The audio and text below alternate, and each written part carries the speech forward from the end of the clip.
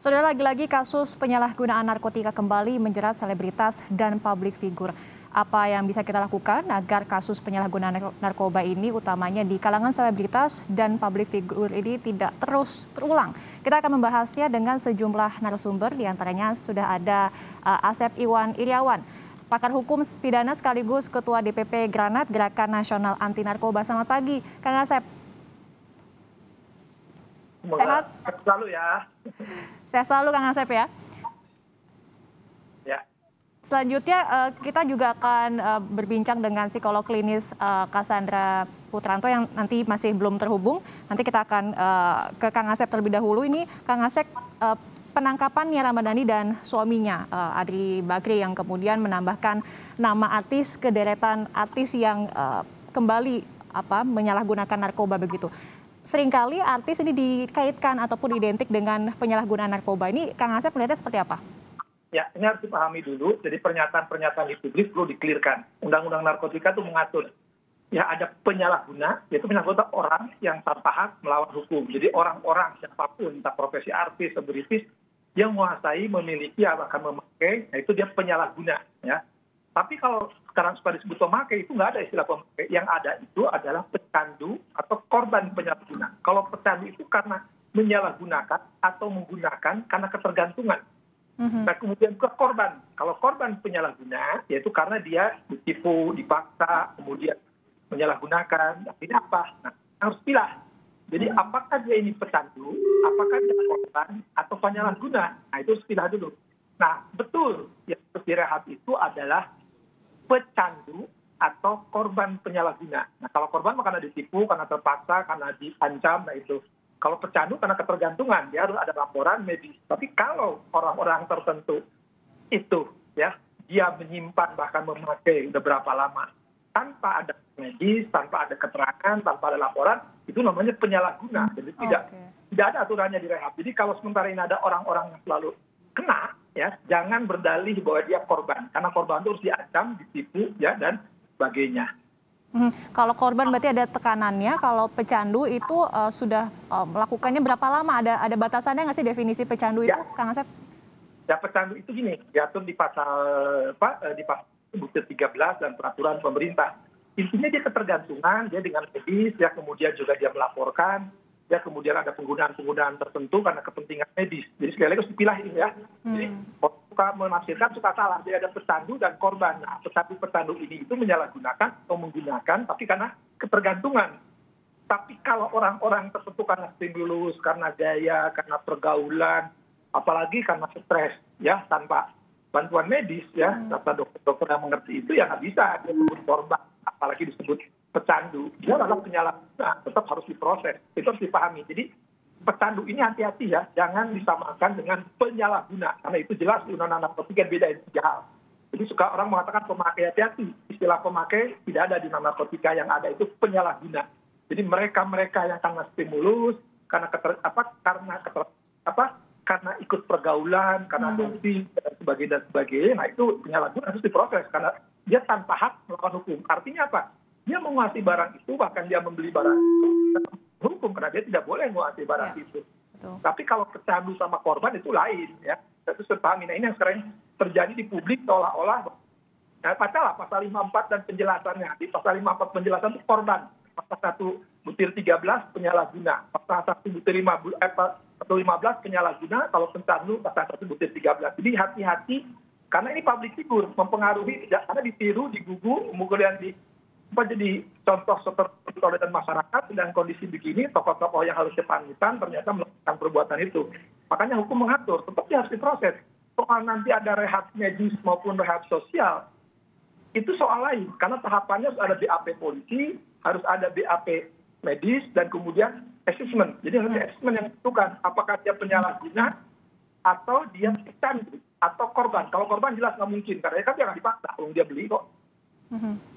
Tapi dengan kemarin juga sempat disebutkan oleh pihak Polda Metro Jaya bahwa salah satu alasan Nia Ramadhani ini menggunakan narkoba ini mengakunya karena stres di masa pandemi. Apakah ini cukup relevan, Kang Asep, dengan alasan pandemi, kemudian stres, kemudian memicu penyalahgunaan narkoba? Ya, sekali lagi.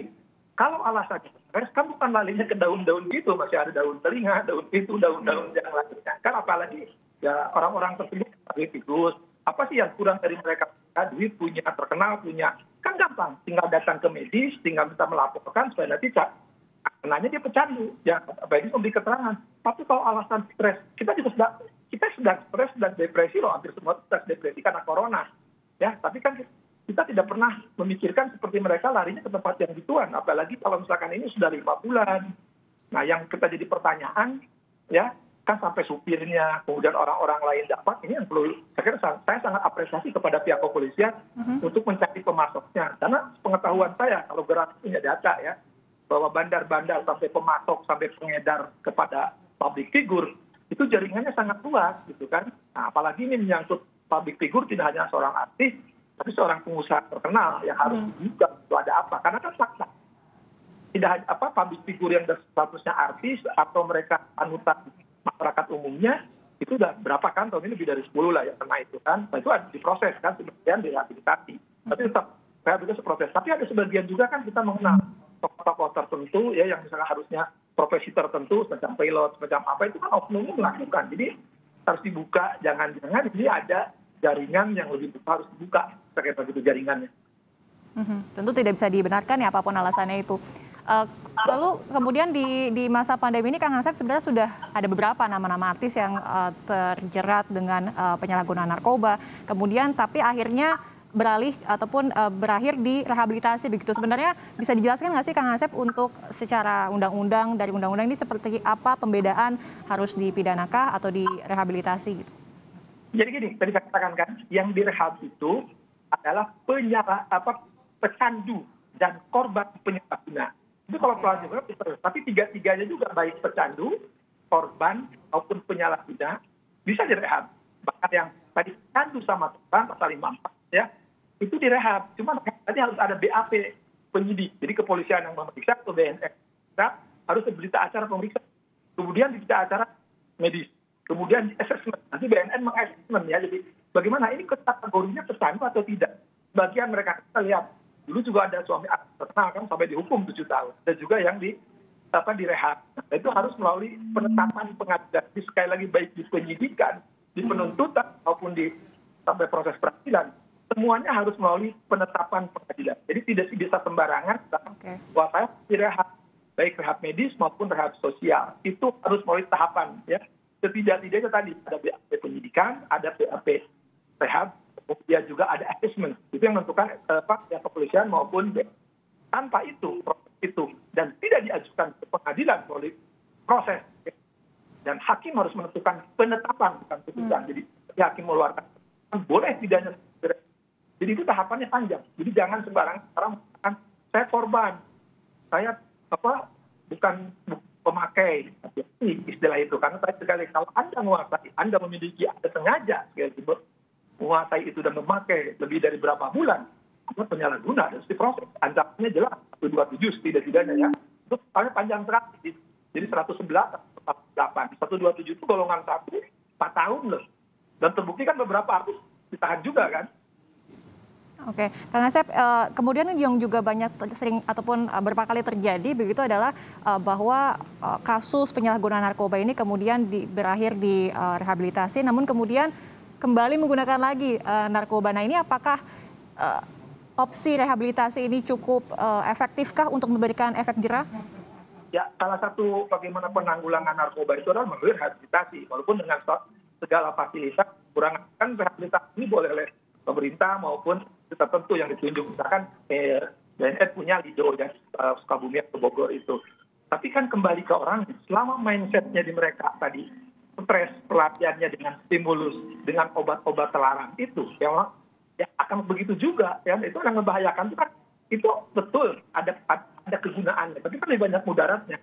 Jadi ketika digunakan oleh public figure, baik oleh artis, baik oleh tokoh tertentu, ini membahayakan pada masyarakat. Itu karena masyarakat akan meniru, apalagi kelompok-kelompok tertentu yang mengatakan ya tidak apa-apa lah, kita kan bisa lain, bisa apa segala macam lah, orang-orang itu kan juga tahu persis bagaimana ya oknum mahasiswa saya, oknum teman saya, oknum profesi lainnya bermain di sini. Tapi ini kan berbahaya, jangkauannya ya. Kita orang medis lebih tahu lah, kalau saya kan ya tahu bagaimana mereka menggunakan, itu berbahaya. Tapi kalau ini terus digunakan dengan alasan tadi stres, itu saya setuju sekali yang dikatakan oleh kepolisian, itu alasan klasik. Kalau stres itu bukan larinya, bukan obat, itu kan banyak obat stres, obat cemasnya itu ke berjiwa, pelariannya ke agama. Yakin agama apapun, kira mengerjakan bagaimana orang stres, minimal dia berdoa. Tapi kalau dia berdoa dengan obat, dan ujungnya dia minta direhab, saya pikir ini akan pertanyaan publik. Jadi kan jangan-jangan mengatakan, ya istilahnya maaf ya, di media sosial saya ikuti kan bahan tertawa. Ya, jangan karena dia beda, ya kemudian dia perlakuannya berbeda, padahal ada yang lain diperlakukan yang sama aja. Jadi ketika nanti pihak penyidik dia menempatkan rehab, ya apapun rehabnya, atau dia diproses, itu ada alasan dijelaskan ke publik. Karena sekali lagi, ini narkotika itu melibatkan publik, apalagi publik figur. Nah, publik berhak tahu. Jangan sampai ujungnya nanti direhab. Nanti kata orang, bisa oman ini, kita dikasih pakai antigen, pakai PCR. Tentu juga menjadi pekerjaan rumah adalah bagaimana menelusuri pemasoknya ya Kang Asep. Ini bagaimana kira-kira pengawasannya dan kedepannya ini bisa nggak sih masyarakat ikut berpartisipasi dalam pengawasan dan juga pencegahan penyebaran narkoba begitu? Ya, salah satu tantangan terbesar bagaimana para pemasok ini, yaitu keterlibatan publik. Sebenarnya kami dari Gerakan ikut serta bagaimana data, kami juga ikut membantu, ya kami juga punya. Nah inilah yang kalau pemasok ini kan tingkatannya boleh katakan lapisan ke-7, karena lapisan pertamanya kan bandar-bandar besar itu yang sering saya katakan tuh di Indonesia ada beberapa bandar ya yang sebagian dieksekusi. Nah ini karena ada sering saya katakan juga di Kompas TV kan, bahwa tidak konsistensinya dari oknum penegak hukum.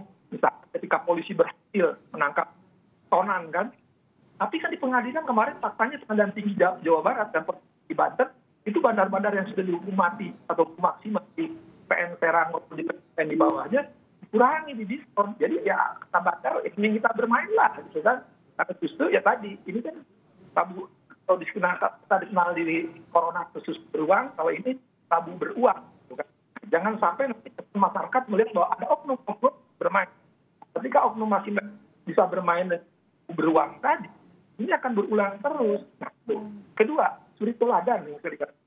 Selama mindset para tokoh tadi larinya ke stres, larinya ke pekerjaan, stimulus, kalau artis pergaulan, kalau kita nggak on, ya itu akan terjadi karena masyarakat meniru. Ini keterbukaan yang muncul public figure, artinya orang yang ditiru.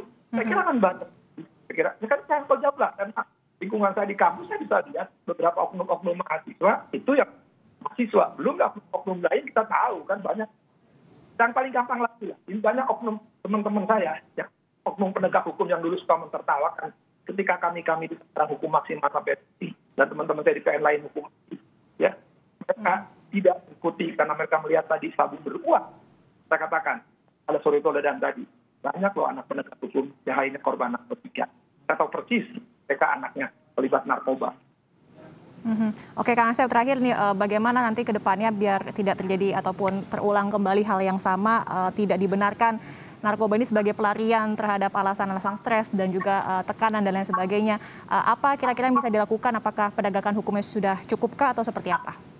Ya, penegak hukumnya konsisten tadi dikatakan dan konsekuen. Artinya ketika polisi dapat BNN menangkap kiloan, ya harus konsisten. Mereka sampai nangkap jangan di diskon hukumannya. Kan dulu ketika Tangerang mematikan 22 tahun yang lalu di Tangerang, mereka ketakutan turun.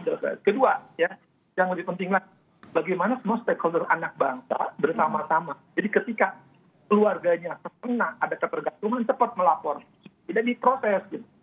Ketiga, tolonglah tokoh-tokoh yang mereka lakukan masyarakat ini, janganlah, ya kami ini kan lagi stres, lagi depresi, lagi takut dengan kondisi gini. Kok dengan kondisi gini udah kejadiannya banyak masih melakukan.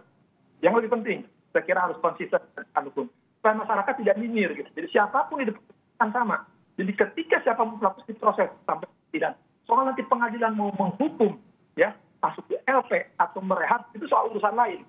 Tapi kalau tiba-tiba nanti karena ini tokoh yang dikatakan memang beda, jangan sampai nanti masyarakat mentertawakan ada bom dia juga direhab. Itu yang penting pembelajaran. Kalau nanti ini karena orang tokoh publik yang punya segala-galanya dan bisa melakukan segala-galanya, nanti tanpa proses, nah publik akan menghitung, ada suri toladan penegak hukumnya akan konsisten. Karena ketika bandar juga hukumannya kan para tadi penyalahguna. Sekali lagi, saya bukan pecandu ya, karena korban. Kalau korban pecandu oke. Ini penyalahguna selalu berkeliling di bawah saya pemakai kategori korban. Padahal korban itu karena ancaman, ditipu, karena terpaksa. Kalau Anda pakai itu bukan korban. Anda itu adalah bibit penyebar lagi pandemi. Kalau pandemi corona, pandemi korupsi, ini pandemi narkoba. Pandemi narkoba. Baik, baik. Terima kasih. Itu berarti harus dibedakan ya antara korban dan juga pengguna dan juga pecandu begitu. Oke, terima kasih banyak Kang Asep Iwan Iriawan, pakar hukum pidana sekaligus Ketua DPP Granat Gerakan Nasional Anti Narkoba. Sebelumnya kami juga sudah mencoba untuk menghubungi Cassandra Putranto, psikolog klinis, tapi belum berhasil. Tapi terima kasih banyak Kang Asep atas waktunya. Selamat pagi, sehat-sehat selalu. Sama-sama.